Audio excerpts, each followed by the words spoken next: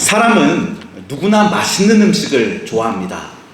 그래서 맛있는 음식을 먹기 위해서라면 아주 멀리까지 오가는 경우들도 종종 있지요. 여러분, 그렇다면 세상에서 맛있는 음식을 가장 많이 먹을 수 있는 사람이 어떤 사람이겠습니까? 아마도 맛있는 음식을 마음대로 먹을 수 있는 사람은 당연히 돈과 권력이 아주 충분한 사람일 것입니다. 옛날에 한 왕이 있었어요. 이 왕은 정말로 돈과 권력을 충분히 가지고 있었기 때문에 늘 좋은 음식만 먹었습니다. 그런데 언젠가부터 음식이 맛이 없어졌어요. 그래서 왕은 더 맛있는 음식을 만들어 오라고 명령을 내렸죠. 이에 신하들은 온갖 재료들을 다 동원해서 최선을 다해 음식을 만들었건만, 근데 왕 입장에서는 여전히 맛이 없었습니다. 그래서 왕은 맛있는 음식을 만들어 오는 자에게는 큰 상을 내리겠다라고도 선포했어요. 그러나 전국에서 내노라 하는 명인들이 앞다투어 음식을 만들어 바쳤지만 왕은 여전히 맛이 없었습니다. 이에 왕은 몹시 실망했고 신하들도 모두 다 전전긍긍했죠. 그런데 이때 한 노인이 왕을 찾아와서 말했습니다. 제가 전하께 천하의 진미를 만들어 바치겠습니다. 그러자 왕은 반신반의하며 물었습니다. 네가 정말 맛있는 음식을 만들 수 있겠느냐? 이에 노인은 자기가 만든 음식은 분명히 왕이 맛있게 먹을 수 있을 거라고 장담을 했어요. 그러자 왕은 믿져야 본전이라는 심정으로 한번 만들어 보라고 했죠. 그러자 노인은 한 가지 조건을 제시합니다. 즉, 자기 음식을 먹으려면 먼저 3일 동안 왕은 그 몸을 온전히 자기한테 맡겨야 한다는 것이었어요. 그러자 왕은 좀 의아했지만 그러나 워낙 미식가여서 맛있는 음식을 꼭 접하고 싶은 욕심에 그냥 그렇게 하라고 했습니다. 그러자 노인은 왕의 시중을 들면서 3일 동안 음식을 일절 주지를 않는 것이었습니다. 그리고 왕은 그래도 자기 명예를 걸고 약속한 터라서 꼼짝 못하고 그냥 3일을 내리 굶었죠. 그리고 3일 후에 노인은 그냥 서민이 먹는 아주 평범한 음식을 만들어서 왕에게 바쳤는데 왕이 이것을 어떻게 먹었겠습니까? 이때 왕은 정말 천하의 진미라고 여기면서 맛있게 먹었다라는 것입니다. 여러분, 그러면 왕은 앞서 왕궁의 그 좋은 음식들이 왜 맛이 없게 느껴졌을까요? 여러분, 그것은 바로 그가 항상 좋은 음식들로 너무나 배가 불러 있었기 때문이었죠. 그러면 또 왜 노인이 만든 평범한 음식은 그토록 맛이 있었겠습니까? 그것은 바로 그가 이제 3일을 내리 굶으면서 배가 몹시 고팠기 때문이었던 겁니다. 여러분, 그러면 이 이야기 속에서 음식의 가치를 한번 따져 보시기 바랍니다. 일단 왕이 늘 먹던 왕궁의 음식과 노인이 만들어준 음식 중에 어느 쪽이 더 가치가 있었겠습니까? 어떤 쪽입니까? 여러분, 물론 객관적으로만 말하면 왕궁의 음식 쪽이 훨씬 더 가치가 있었겠죠. 여러분, 그리고 보통 이러한 가치를 경제학에서는 사실 가치라고 불러요. 그렇습니다. 이 사실 가치는 분명히 왕궁 음식이 월등히 높았던 겁니다. 여러분, 그런데 왕이 실제로 맛있다고 느껴진 가치는 어느 쪽 음식이었어요? 바로 이쪽 왕궁 쪽 음식이 아니라 서민 음식 쪽이 더 높았다는 겁니다. 여러분, 이게 왜 그런 거라고요? 그게 바로 그가 몹시 배고플 때 먹었기 때문이라는 겁니다. 그렇습니다. 이렇게 사람의 형편에 따라서 실제적으로 느끼는 가치를 경제학에서는 또한 효용 가치라고 부릅니다. 여러분, 그렇습니다. 이렇게 사람이 느끼는 가치는 사실 가치와 효용 가치가 다르다라는 것이죠. 그리고 이게 비단 왕만 그렇겠습니까? 아니죠. 누구나 다 그렇다라는 거예요. 즉, 누구나 다 배가 부르면 좋은 음식도 맛이 없습니다. 그리고 당연히 가치도 없게 되죠. 그러나 누구나 또 배가 고프면 평범한 음식도 맛이 있고 가치가 있게 되는 것입니다. 여러분, 그리고 이게 또 어디 음식만 그렇겠습니까? 다른 모든 것들도 다 마찬가지예요. 여러분, 예컨대 영하 10도의 추위 속에서 달랑 셔츠 한 장만 입은 신세라면 이 사람 앞에서는 아주 싸구려 파카일지라도 그게 얼마나 가치가 크게 느껴지겠습니까? 그러나 이미 좋은 옷들을 잔뜩 입고 있다면 아무리 비싼 파카라도 별 가치가 없게 느껴지는 법이죠. 여러분, 그렇다면 결국 우리가 어떨 때 감사하게 되는 거겠습니까? 즉, 배가 불러서 더 이상 먹을 수가 없는데 비싼 음식을 또 사줄 때 그게 감사하겠습니까? 아니면 배가 아주 고플 때 비싸지 않은 음식이라도 어쨌든 끼니를 해결할 음식을 사주는 게 더 감사하겠습니까? 그리고 또 옷을 많이 입어서 춥지 않은데 비싼 파카를 주는 게 감사하겠어요? 아니면 옷이 없어서 떨 때에 아주 값싼 파카라도 입혀주는 게 더 감사하겠어요? 여러분, 말할 필요도 없다라는 것이에요. 우리는 비싼 것을 받을 때보다 꼭 필요한 것을 받을 때 더 감사한다라는 것입니다. 즉, 사실 가치가 높은 것을 받을 때보다 효용 가치가 높은 것을 받을 때 더 감사하게 된다는 것이죠. 여러분, 그러면 이것을 우리 신앙의 자리로 한번 가져와 보겠습니다. 여러분, 우리 하나님은 과연 우리에게 어떤 것을 주시는 하나님이실까요? 비싼 것을 주십니까? 아니면 꼭 필요한 것을 주십니까? 여러분, 우리가 성경에 찾아보면 예수님이 어떻게 기도하라고 가르쳐 주시던가요? 여러분, 주기도문에 어떻게 되어 있어요? 무조건 많은 양식을 달라고 기도하라고 하셨습니까? 아니면 일용할 양식을 달라고 기도하라 가르쳐 주셨습니까? 그래요. 바로 일용할 양식을 달라고 기도하라 가르쳐 주셨죠. 즉, 이것은 우리 하나님이 우리에게 꼭 필요한 양식을 주고 싶어 하신다라는 뜻인 겁니다. 다시 말해, 하나님은 우리에게 사실 가치보다 언제나 효용 가치가 높은 것을 주신다는 것이죠. 그리고 하나님이 이렇게 꼭 필요한 것만 주시는 분이시라면 우리는 정말 어떤 방식으로 신앙생활을 이루어가야 하겠습니까? 여러분, 결국 생각해보면 우리는 신앙생활에서 두 가지 자세가 필요하다는 것을 느끼게 되는 겁니다. 먼저 첫째로, 나에게 필요한 것 이상의 축복은 다른 사람들에게 나눠줄 줄 알아야 한다는 것이에요. 여러분, 생각해 보십시오. 나는 양식이 풍족해서 더 이상 필요가 없는데 세상에서는 양식이 없어서 죽어가는 사람들이 여전히 있습니다.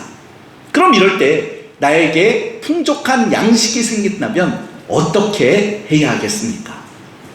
여러분, 우리가 정말 하나님은 꼭 필요한 것만 주시는 분이라는 것을 알고 믿는다면 이제 내게 남는 양식은 내가 받지 말고 양식이 필요한 다른 사람에게 나눠줘야 하는 것이에요.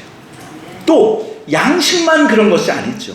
어떤 것이든 나에게는 풍족한데 남에게는 부족한 것이 있다면 바로 그것을 그 부족한 사람에게 나눠줄 줄 알아야 한다는 것입니다. 여러분, 그리고 또한 둘째로 우리가 가져야 될 신앙생활은 바로 항상 하나님께 감사를 드려야 한다는 거예요. 여러분, 앞에서 살펴본 대로 우리는 효용 가치가 높은 것을 받을 때 감사해야 합니다. 생각해 보세요. 우리가 10,000원짜리 선물과 100만 원짜리 선물을 받으면 어느 선물에 더 감사해 합니까? 여러분, 너무나 당연히 100만 원짜리 선물이겠죠. 여러분, 그런데 생각해 보십시오. 만약에 우리가 지금 사막에서 목말라 죽어가고 있는 형편이라면 1,000원짜리 생수와 100만 원짜리 코트 중에서 어느 것에 더 감사해 할까요? 여러분, 말할 필요도 없지 않겠습니까? 이때는 당연히 1,000원짜리 생수예요. 그렇습니다. 역시 우리는 효용 가치가 높은 것을 받을 때 더 감사해 한다는 것이죠. 여러분, 그런데 하나님이 우리에게 무엇을 주신다고 했습니까? 하나님은 항상 우리에게 효용 가치가 높은 것을 주세요. 여러분, 실제 여러분들도 신앙생활에서 어떤 하나님을 경험하셨습니까? 여러분이 경험해 오신 하나님은 비싸고 사치스러운 것을 주시는 분이시던가요? 아니면 그때그때 꼭 필요한 것을 주시는 분이시던가요? 그렇습니다. 반드시 경험하셨겠지만 항상 꼭 필요한 것을 주시는 분이시죠. 여러분, 거듭 말씀드리지만 하나님은 비싸고 사실가치가 높은 것을 주시는 분이 아니라 꼭 필요하고 효용가치가 높은 것을 주시는 분이세요. 그래서 정말 하나님이 우리에게 주시는 모든 것들은 혹여 그것이 겉으로는 시시해 보일지라도 그게 절대로 시시한 게 아닌 겁니다. 바로 실제 효용가치는 항상 다 높은 것들이기 때문이에요. 그리고 우리가 이것을 제대로 알면 항상 하나님께 감사를 드릴 수 있다는 것입니다. 여러분, 이제 오늘 본문을 보십니다. 여러분, 오늘 본문도 감사에 대해서 3가지를 가르쳐줘요. 그리고 그 중에 먼저 첫 번째로 가르쳐주는 게 방금 말씀드린 것들입니다. 즉, 하나님께서 주신 것은 시시해 보일지라도 실제로는 효용가치가 지극히 높은 것들이니 오직 감사하라는 것이에요. 여러분, 오늘 본문의 배경은 이러합니다. 이스라엘이 남북으로 나뉜 후에 북이스라엘과 남유다 모두 다 계속 죄를 짓다가 결국 멸망당하게 됐죠. 즉, 북이스라엘이 먼저 아수르에게 망하고 135년 후에는 남유다도 바벨론에게 멸망당합니다. 특히 이 남유다까지 멸망하면서 성전마저도 파괴가 되고 수많은 사람들이 바벨론의 포로로 잡혀갔더랬어요. 그래서 이제 유다 땅에는 성전도 예배도 그만 다 없어졌고 자연히 신앙생활도 다 그렇게 파괴가 되어버렸습니다. 여러분, 그런데 하나님은 어떻게 하십니까? 이런 고통을 끝없이 계속 주시지는 않으시고 이제 다시금 회복의 길을 열어주시게 됐죠. 즉, 하나님의 섭리 속에서 바사왕, 곧 페르시아 왕 고레스가 이 바벨론을 멸망시킨 다음에 바벨론 왕국이 전에 포로로 잡아왔던 유다 백성들을 다시 본국으로 돌아가게 조치해 준 것입니다. 그래서 실제로 많은 사람들이 이때 본국으로 돌아왔죠. 그리고 특히 이들은 포로 생활 중에 과거의 죄를 회개하고 앞으로는 하나님을 잘 섬기기로 결심한 사람들이었어요. 그래서 이들은 본국에 돌아오자마자 가장 먼저 한 것이 바로 성전부터 다시 지으려고 한 일이었습니다.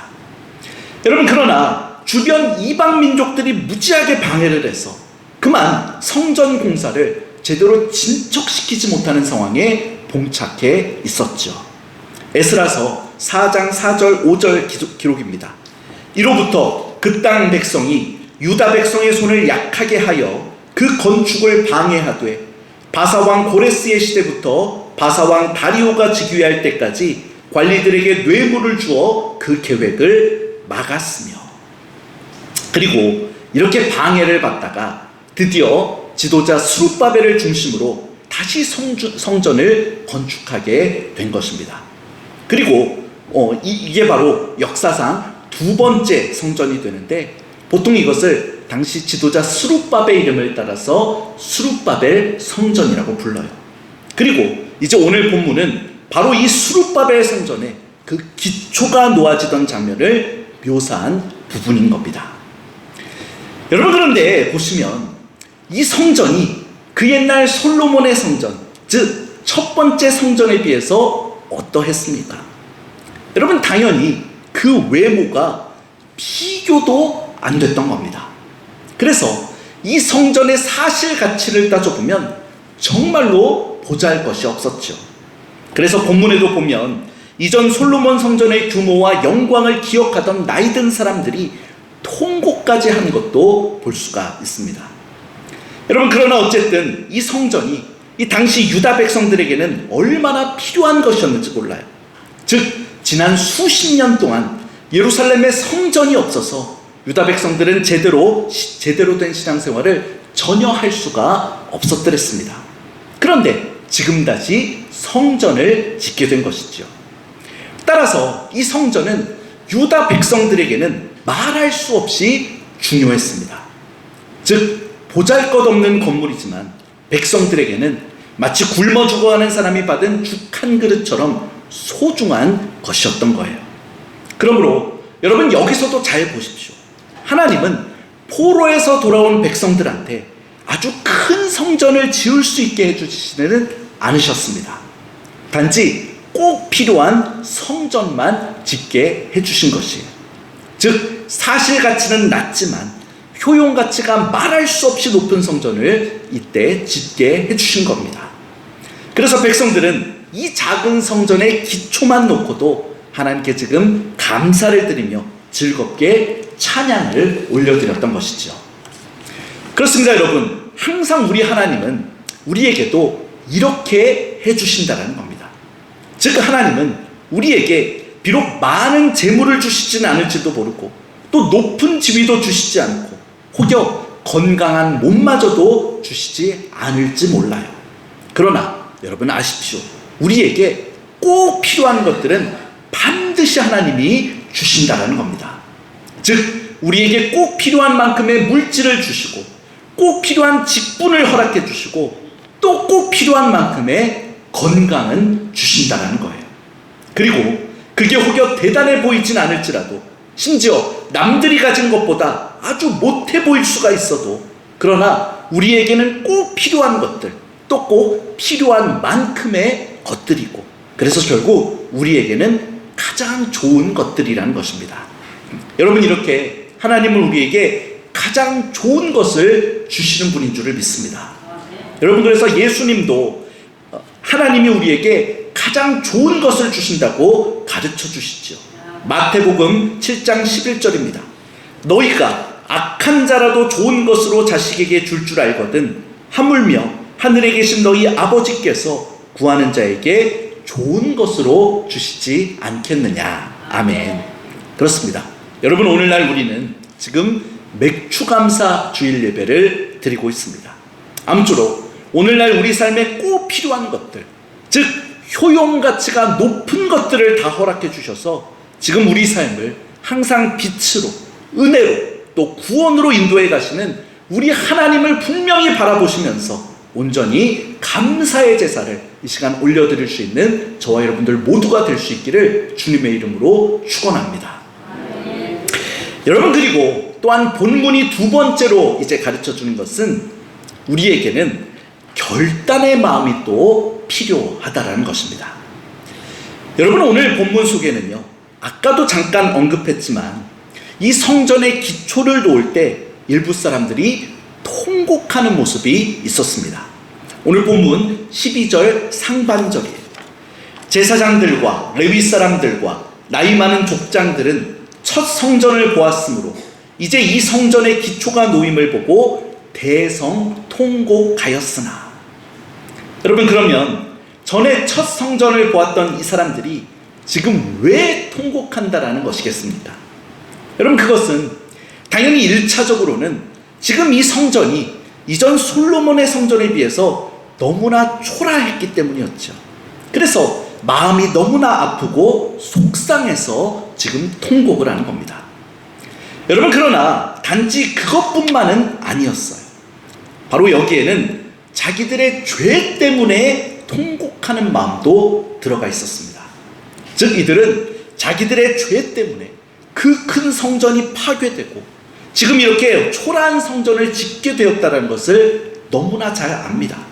그래서 그것이 아프고 슬프고 안타까워서 또 통곡을 하는 것이었어요. 여러분, 그러니 이것은 단지 원망의 눈물이 아니라 바로 안타까움 속에 앞으로는 정말 신앙생활을 잘해야 되겠다라고 하는 결단의 눈물이기도 했죠. 그렇습니다, 여러분. 우리에게는 실제로 이런 모습도 필요하다라는 겁니다. 즉, 우리가 감사할 때는 반드시 주의할 게 한 가지 있는 거예요. 그것은 바로 감사한다고 해서 만족하면서 그 자리에 그냥 주저앉기만 해서는 안 된다는 것입니다. 여러분, 생각해 보세요. 사람이 감사한다는 것은 한편으로는 만족한다라는 뜻일 수가 있습니다. 그런데 그냥 만족만 하다가 잘못하면 더 이상은 발전을 못하게 되는 수가 있게 된다는 것이에요. 여러분, 지금 유다 백성들은 작은 성전이라도 짓게 해주신 하나님의 은혜에 감사해야 하는 게 물론 맞습니다. 그러나 그렇다고 그것에 만족해서는 안 되는 것이죠.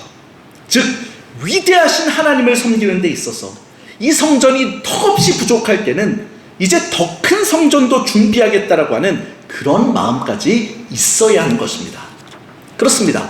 내가 굶주릴 때는 그저 밥 한 그릇만 얻어도 감사해야 되는 게 맞죠. 그러나 정말로 거기에 만족해서는 안 되는 겁니다. 즉, 앞으로는 나도 더 열심히 일해서 굶주리지 않겠다라고까지 결심을 할 수 있어야 합니다.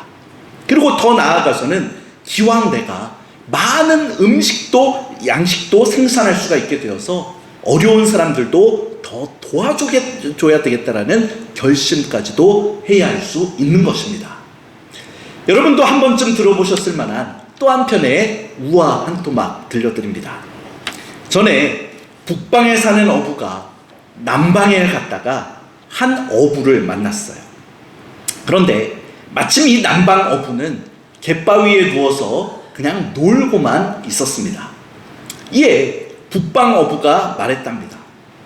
아니, 아직도 해가 중천인데 고기를 더 잡지 않고 그냥 놀고만 있어요. 그러자 남방 어부가 말했어요. 아유, 오늘 잡을 것은 이미 다 잡았거든요. 이에 북방 어부가 또 말했죠. 아니, 그래도 잡을 수 있으면 더 잡아야죠. 그러자 남방 어부가 또 대꾸합니다.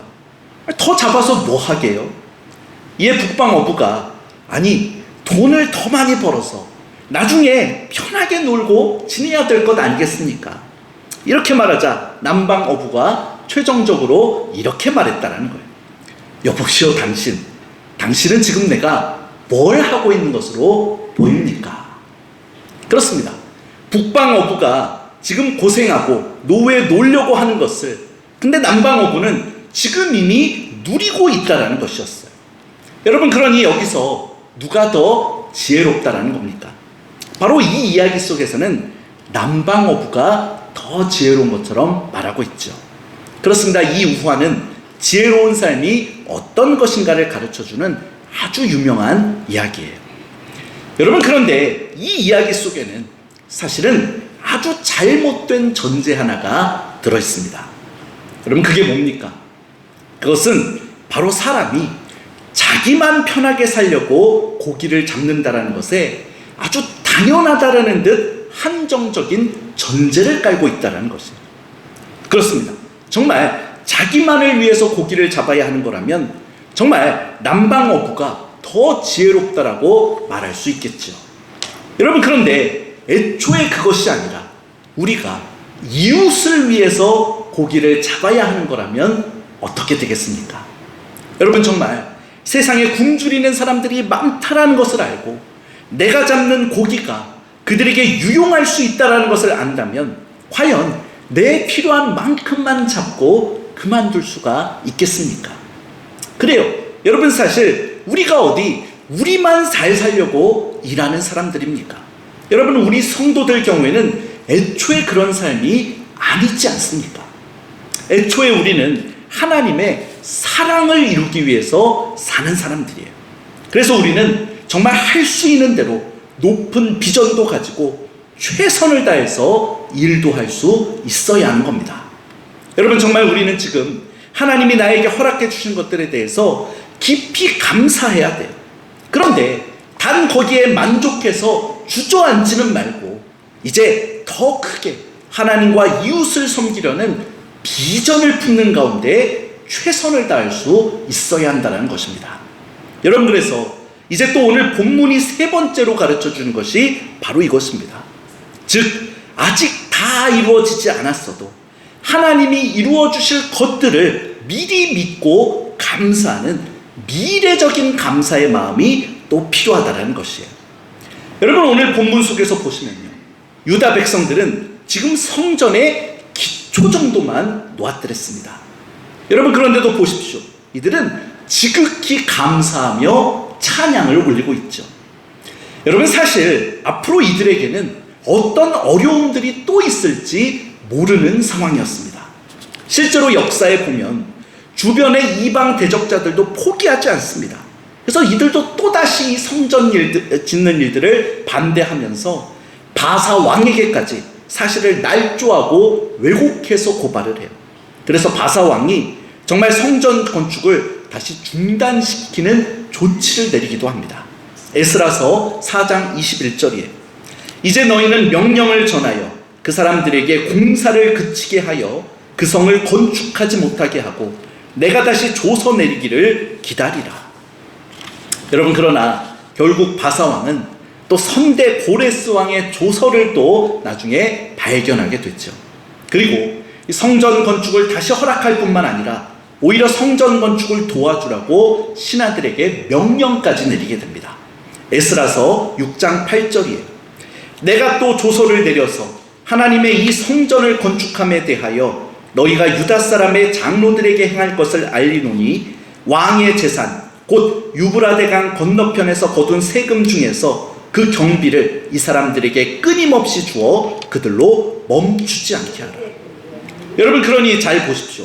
지금 유다 백성들은 큰 어려움 속에서도 하나님이 장차 좋은 것을 반드시 주실 것으로 믿고 감사를 하고 있는 겁니다. 즉, 아직은 이루어질 때가 멀었지만 그러나 장차 하나님이 반드시 이 모든 것을 이루어 주실 줄을 믿고 감사를 했다는 거예요. 근데 그랬더니 결국 이 두 번째 성전을 결국 완공하게 되더라는 것이죠. 여러분, 그리고 특히 이렇게 만들어진 이 두 번째 성전이 과연 어떤 역할을 했는지 아십니까? 여러분, 이 성전은 이스라엘 역사 속에서 정말 백성들의 신앙생활에 가장 큰 힘이 되는 존재가 됩니다. 여러분, 사실 이스라엘 역사 속에는 총 3번의 성전 건축이 있었죠. 즉, 첫 번째가 아까도 말했던 솔로몬 성전이고, 두 번째가 이 본문의 스룹바벨 성전이며, 그리고 나중에 세 번째가 바로 예수님 살아계실 때에 헤롯이 짓게 되는 헤롯 성전입니다. 여러분, 그런데 바로 이 세 성전들 중에서 외형상으로는 가장 보잘것없던 성전이 바로 오늘 본문에 나오는 이 두 번째 스룹바벨 성전이었어요. 여러분, 그런데 아십니까? 한편으로는 세 개의 성전들 중에서 가장 오랫동안 유지됐던 것이 바로 이 두 번째 성전 스룹바벨 성전이었어요. 여러분, 그러니 보십시오. 외모나 사실 가치로만 따져보면 정말 가장 보잘것없는 성전이었는데, 근데 실제로 하나님의 백성들에게는 가장 큰 축복이 되어 주었고 또 가장 오랫동안 그 역할을 다하는 가장 귀한 성전이었다라는 것입니다. 여러분, 그러니 이게 어떻게 이럴 수가 있었겠습니까? 그렇습니다. 여러분, 하나님은 원래 가장 좋은 것을 주시는데 바로 이것을 지금 이 하나님의 백성들이 온전히 인정하면서 다 감사로 받아들였기 때문이었던 겁니다. 그래서 심지어 보잘것없는 기초만 놓고도 완공하기에는 아직도 멀었는데도 불구하고 그러나 믿음으로 미리 감사하며 받아들이는 본문의 이 아름다운 모습들이 있었기 때문이라는 것이에요. 그렇습니다. 하나님은 지금도 우리에게 가장 좋은 것을 주시는 줄 믿습니다. 그래서 우리가 지금 받는 것들이 남의 것들보다 한참 작아 보일지라도 그러나 하나님이 나에게 주신 것은 항상 나에게 가장 좋은 것들이죠. 또 지금 비록 완성되진 않았어도 가장 좋을 때에 반드시 완성이 될 것들입니다. 그리고 우리가 이것을 굳게 믿고 주님이 주신 것을 감사함으로 받을 줄만 알면 결국 우리는 하나님의 놀라운 축복을 받게 된다는 것이에요. 여러분, 그러므로 아무쪼록 우리 모두가 앞으로도 하나님의 섭리를 신뢰하면서 지금 하나님이 나에게 주신 것들이 가장 좋은 것들이라는 것을 굳게 믿고 감사부터 하는 가운데 하나님께 순종하며 우리 하나님을 기쁘시게 해드릴 수 있기를 바랍니다. 그래서 우리 자신도 언제나 큰 은혜와 축복을 누리는 길로만 나아갈 수 있게 되기를, 그래서 정말 하나님께서 주시는 놀라운 축복 속에서 나뿐만 아니라 주변의 많은 사람들에게까지 풍성한 복을 끼치며 살아갈 수 있는 저와 여러분들 모두가 될 수 있기를 주님의 이름으로 축원합니다. 기도하겠습니다.